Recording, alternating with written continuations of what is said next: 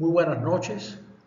En esta primera presentación vamos a estudiar los años del Papa Bonifacio VIII, 1294-1303.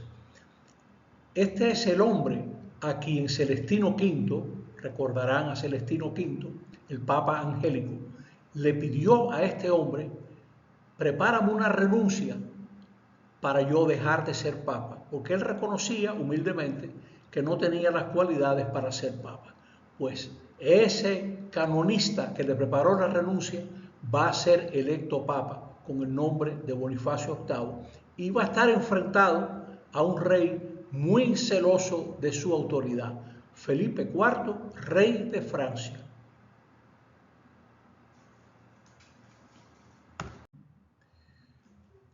Tras 2 días de cónclave, en diciembre 24 del 1295, eligieron a Bonifacio VIII. Benedetto Gaetani, el experto, como les decía, que le preparó la renuncia a Celestino V. El 19 de mayo del año 1296 muere Celestino V bajo custodia del Papa Bonifacio VIII en el castillo de Fumone. Muy pronto, Bonifacio VIII fue acusado de que maltrató a este pobre anciano hasta la muerte. Lo van a cargar de esa responsabilidad. ¿Quién era Bonifacio VIII? Tenía 60 años al ser electo, protegió a su familia y Dante en la Divina Comedia lo coloca en el infierno. Lorz, el gran historiador alemán de historia de la Iglesia, que por cierto toda su obra, los 2 volúmenes famosos de su historia de la Iglesia, están disponibles en internet. Era un buen canonista, pero creía que él era un papa como Inocencio III, es decir, Inocencio III, que murió en 1216, 80 años antes de lo que este hombre tomó el poder prácticamente. Era otra época, ya había naciones con mucho sentido de su nacionalidad, de sus intereses, y Bonifacio VIII pretendía regir a las naciones de Europa como Inocencio III lo había hecho 80 años antes. Era dominante, carecía de sensibilidad religiosa, un poco irrealista, soñaba con fundar un estado teocrático dirigido por el Papa. Ahí lo vemos alargando su tiara como un monarca que sobrepasa a todos los monarcas. Entró en conflicto con el rey Felipe el Hermoso, rey de Francia. Era este hombre muy, como digo, muy seguro también de sus intereses y un choque de trenes contra Bonifacio VIII. Bonifacio VIII era rival de una familia de cardenales muy importante, gibelinos, es decir, eran partidarios de los enemigos del Papa, en este caso el rey de Francia, y se refugia donde Felipe el Hermoso de Francia. Pronto el Papa está ya enfrentado con ese rey por varios motivos. En la Clericis Laicos de 1296 les prohibió a los reyes de Francia e Inglaterra que le cobraran impuestos al clero.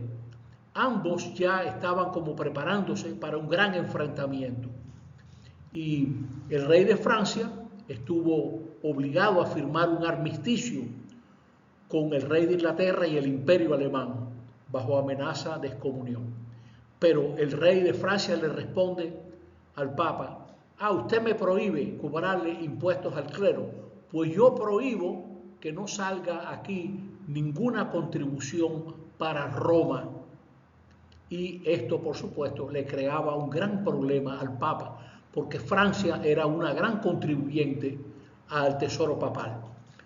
Y eso le ganó el aplauso de los franceses, que veían cómo se iban tantas monedas de oro y plata hacia Roma.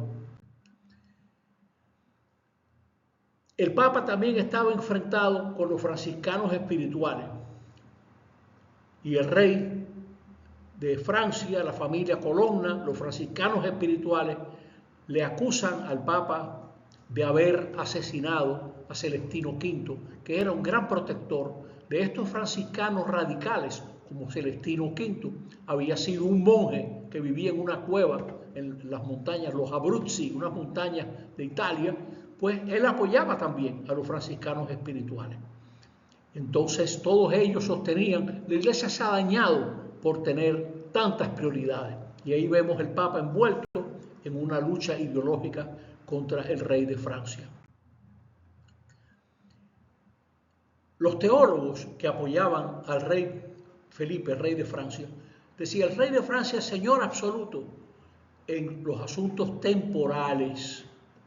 Y pedían, los legistas franceses, pedían el dominio absoluto, también sobre la iglesia si hacía falta.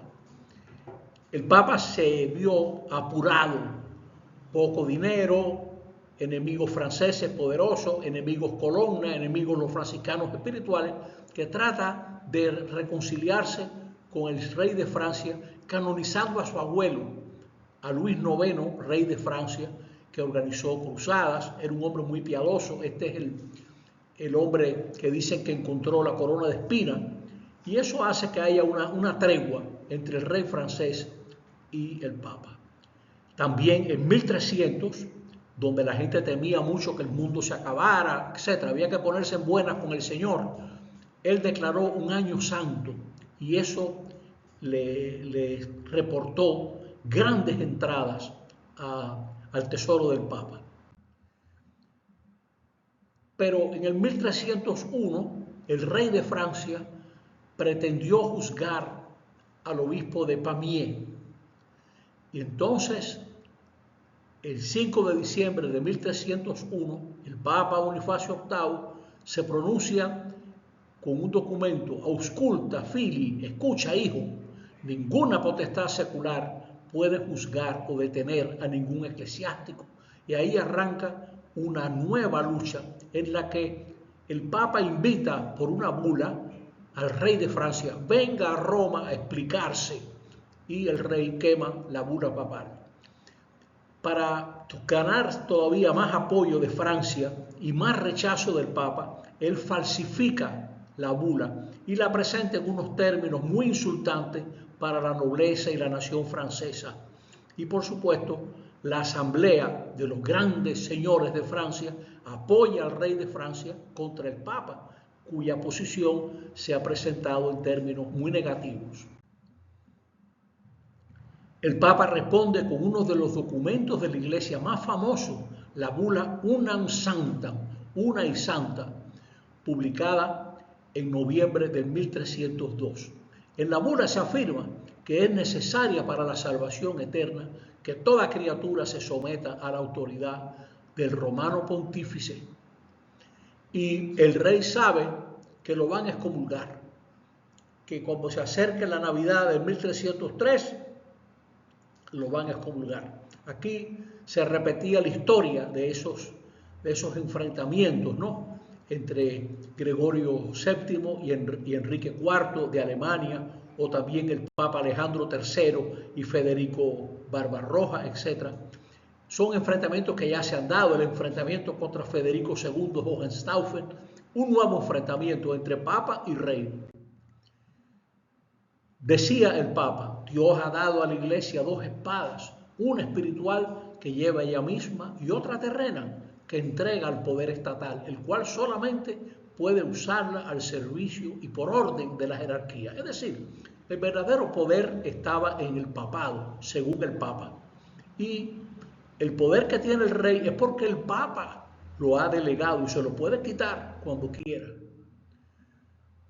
Se preparaba una bula para excomulgar a Felipe IV, rey de Francia.